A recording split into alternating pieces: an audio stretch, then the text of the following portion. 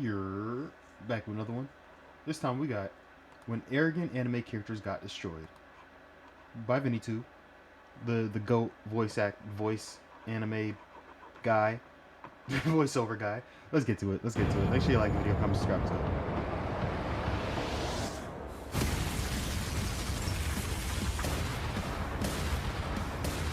Let's face it, anime is home to some of the biggest arrogant characters in media. I know you agree, and these guys simply carry with them I've definitely done something similar to this before, but it was like when old characters beat up the younger characters. So satisfying when not arrogant characters get humbled Ooh, in the yeah, biggest yeah, possible ways. yeah. That's what we're looking at today. Yeah, Gilgamesh getting got humbled. That's right. Gets destroyed. Oh, haha guy.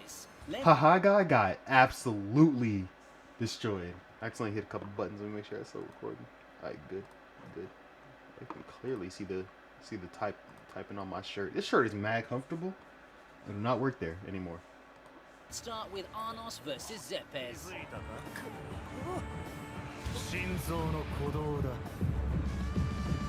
Who else could be on this?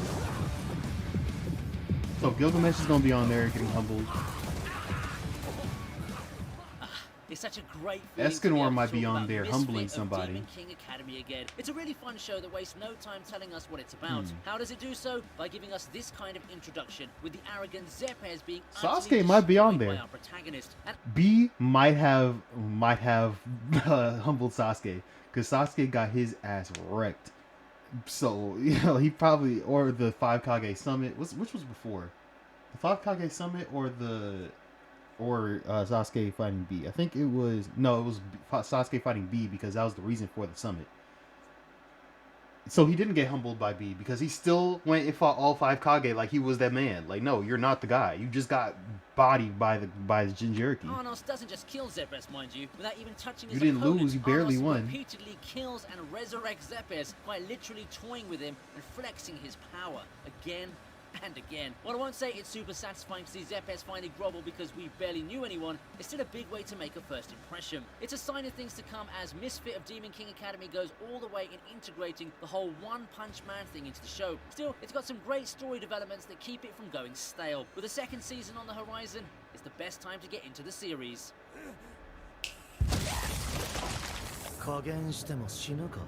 It's appropriate to follow Even if I hold moment back, he kills you. Okay, I guess with this a one. Kirito moment.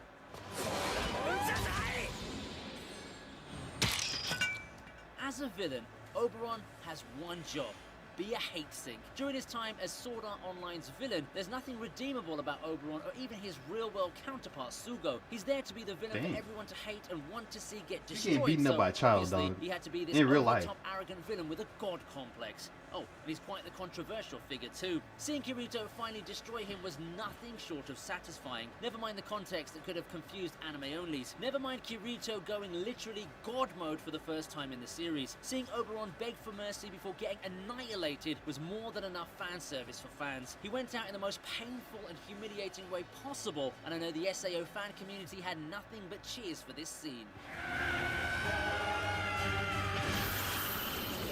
This man really found him in real life and started beating him up. That's crazy to me. Asta versus Seke is a good Seke's his name. Haha.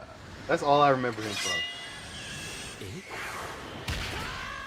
While we're all too focused with Asta being noisy at this part of the anime, we've got to admit, he plays the lovable underdog hero well, and Seke serves as one of the perfect starter opponents for the underdog protagonist. He's cunning and is the type of guy who would do anything just to make himself look good. Not exactly the most lovable character, and him singling out Asta for the sake of showing off didn't earn him a lot of fans. Well, anyone who watches anime could tell this is a disaster waiting to happen for Seke. You know he's doomed the moment he throws up the spell and dares Asta to attack him. Easily one of the worst mistakes he could have made, but it does make me smile to see him get one shot. The guy never saw that coming, and the way he got defeated should wipe some smugness off him. And then he became the show's punching bag, and I love it. I love it. Before Giorno and his Mudas, we have Jotaro and his Auras in this moment right here. Steely Dan? I don't remember who Steely Dan is. Smug, cruel, and petty beyond belief. Steely Dan isn't going to find himself on so, many people's favorites list anytime soon. He's the dude who had something on Jotaro, and then he was like, "You got to do what I say."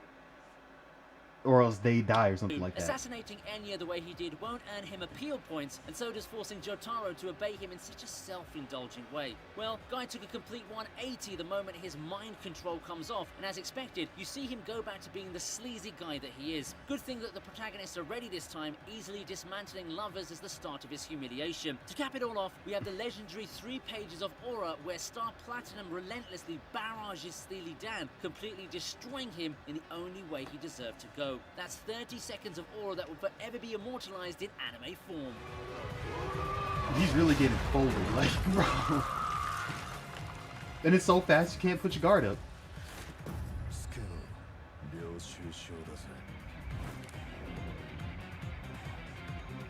Bro, that looks so cool unnecessarily. Like, dog, why? You don't know you're on a show. Why are you walking around so cool? That's why I love Jotaro, but hate him at the same time. Platinum did, but Takamura landing the decisive punch on Hawk felt so good. I have not seen the rest of this. I don't think they ever dubbed the next chapter or whatever. It's an irrational overconfidence, isn't there? We've had a fair share of those in real life. I was so mad when Hajime no Ippo ended those real world athletes to shame. Maybe it's his background, but having persevered through such a tough childhood truly fed that ego of his. In his introduction, the show wastes no time establishing his arrogance. It's Takamura he's facing, but the guy acts like he's going toe-to-toe with some random scrub. To be fair, he had the skills to back the arrogance up. His fight with Takamura was a back-and-forth affair with no shortage of drama and tense moments. The two behemoths collided and completely lived up to their billing. Still, it's clear who the anime wants us to root for. Takamura's no saint, but compared to Hawk's temperament, he might as well be one. That's why when Hawk finally falls and subsequently retires from boxing, there was so much joy. It's pretty wild to see how broken he became as a result of this fight. He's animated so beautifully. Hey, I know, seeing just you see the that's all it says. Look at it, it's the cocky characters get destroyed is satisfying. So satisfying. Oh, this is the ad placement? I knew this wasn't going to be on this because he didn't get humbled. He just got crap. He just got punched out, and he still thinks like, oh, how dare that little, you know. But I bet if he sees Luffy again, he never gonna say anything again. He'll be like, oh, and then walk away. His first appearance as an archer this man not afraid to punch me and survive. Of arrogance. Those who only got to know his Babylonia incarnation won't know, but trust me, long-time Fate fans were quite surprised at the Wise King's temperament, which took an about-face from the personality we grew up with. Fate Zero was filled with Gilgamesh flexing and a kind of hubris that he easily backs up. That's why it all felt so redeeming to see him fall in unlimited blade works to Shiro of all people. Yeah, not even a servant, but a human who's actually quite underrated when you think about it. Still, it was a big highlight seeing Gil slowly lose his composure in the fight. How can the strongest servant of them all not run over Shiro? It all comes full circle towards the end of the fight. Even when backed to a corner, he refuses to put aside his arrogance, and it's his hesitation that cost him a hand and the battle.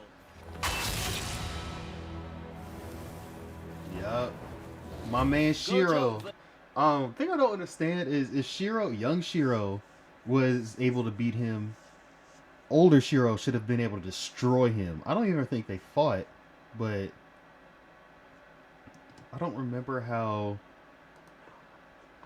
Unlimited Blade works. I think he was trying to kill himself, right? Unlimited Blade works. What was his official? Go away. What was his official name? Archer. Archer Death. Who'd he go out fighting? I don't remember that part. Because if he did, older Shiro was able to fight Archer every death route. Ooh. If older Shiro was ever able to fight Gilgamesh, then it would have been GG's, like GG's, because young Shiro beat him. Archer, special mentions 1819, used scapegoat one of the people he saved. He was executed surely. No. That's not what I'm looking for. That's not what I'm looking for. In show, not backstory, in show.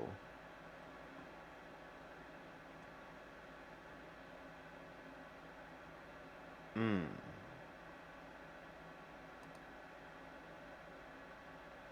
Turn behind. Nope, not that. Okay. Well, that's Stay Night.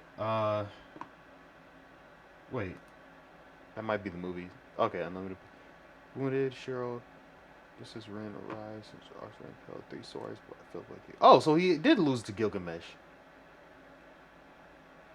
But he died protecting Shiro. Okay, got you. Versus Jogo is Got you. next on the list. Now, here's a turnaround. Jogo's quite the confident villain, as early as his introduction, he's the one with the crazy suggestions. Imagine walking up to Gojo and just killing him outright. To be fair, there's some basis to his confidence though. At the start of the encounter, Jogo does showcase what he's capable of, and everything, from the flame magic to the bugs, looks quite intimidating and powerful. Sucks for Jogo though, when his opponent decides to take control of the match, it's all over. Gojo pulls the ultimate Uno reverse by using him as a training dummy as he shows Yuji the extent of his abilities. Now, it's the mentor's turn to show off his superiority and showcase his power. Poor Jogo stood no chance whatsoever, and this whole battle shows why you don't mess with Gojo. Honestly, the hand dude might be like on Gojo's Saitama level, versus Deep. because they gave him beautiful animation compared to Jogo. Like Jogo just had fire, cool. The hand dude literally had the hands like that was beautiful. Nah, just by effort they put into that alone, I feel like he's on on Gojo's level. King is up next. Did he have time to get humbled? One of the most emotional scenes in One Punch Man. Deep Sea King's defeat is one of my favorite defeats in the series. This guy quickly built a resume early on, beating heroes left and right. When even Sonic and Genos, among all the other heroes, weren't able to defeat him, it understandably inflated that ego of his. He eventually finds his match in the form of Saitama. Then he foolishly fails to realize that he's punching way above his league and continues the trash talking. So Saitama responds in the only way Saitama could, by defeating him with one punch, ending his reign of terror for good. Most people remember this arc for the Moomin Rider moment, but I think that the aspect of it that relates to having an arrogant villain get destroyed in one hit was quite underrated. After finishing the anime version of One Punch Man, Deep Sea King is still up there in my list of villains I wanted to see destroyed. That was hilarious. That was very hilarious. Luffy delivers a punch that's heard all over the world for our next moment. I mean, did he get humbled? I don't think he really got humbled. Because didn't we see him again and he was still acting like the same, he was just mad that he got punched. He was just like, I can't believe that filthy pirate could do that.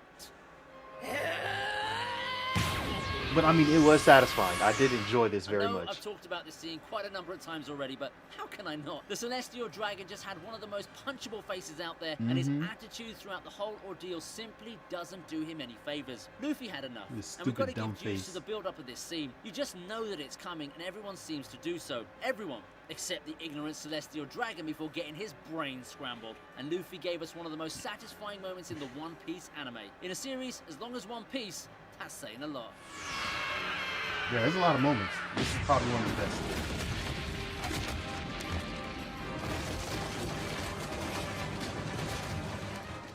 Lastly, I'd like to end with Ainz versus Clementine. Oh, okay. I was about to say who versus who, but alright. That makes sense.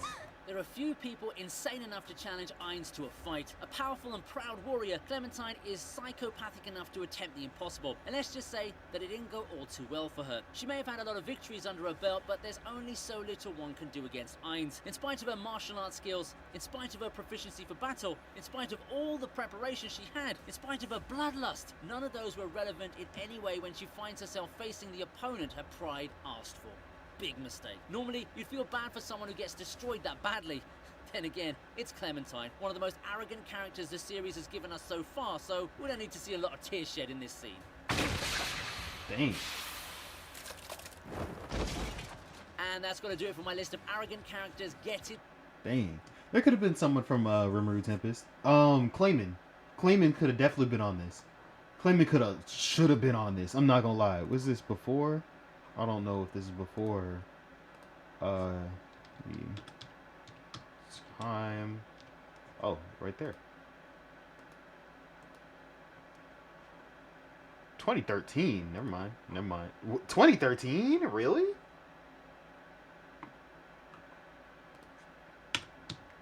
Dub? The novel series, but when the anime. Okay, let's see. Release date.